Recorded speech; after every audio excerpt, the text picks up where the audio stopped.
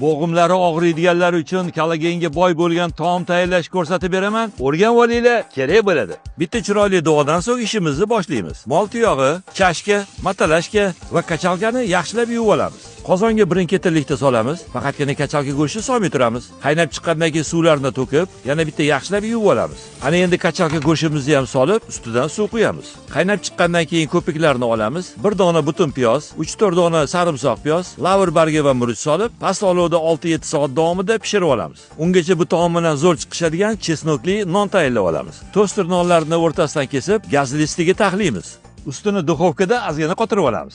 Sarimsoq piyozni qirg'ichdan o'tkazib, unga ozgina zaytun yog'idan qo'shib, yaxshilab aralashtiramiz va tayyor bo'lgan nonlarimizni ustiga yupqa qilib surib chiqamiz. Go'shtlarimiz ham yetildi. Endi uni qozondan olib, mayda qilib to'g'rab olamiz. Bulyondan biroz yog'ni kamaytiramiz va alohida idishga to'kib, qozonni bitta chayib, bulyonimizni setka yordamida qaytadan qozonga quyamiz. Tuz bilan mayda to'g'ralgan sarimsoq piyoz, uni ketidan bo'lsa, to'g'rab olingan go'shtlarimizni solamiz va yana yarim soat past olovda miltillatib qaynatib qo'yamiz. Taomimiz tayyor. Ana endi uni kosalarga suzib, dasturxonga tortamiz. Xohishingizga qarab ustiga to'g'ralgan kashlichdan ham sovorsanglar bo'ladi. Yosh qariga birdek foydali bo'ladigan taom. Erinmasdan albatta tayyorlab ko'ringlar. Flavis ichimliklari bo'lsa, yodingizdan chiqmasin. Har qanday taom bilan juda ham zo'r chiqishadi. Hammaga yoqimli ishtaha.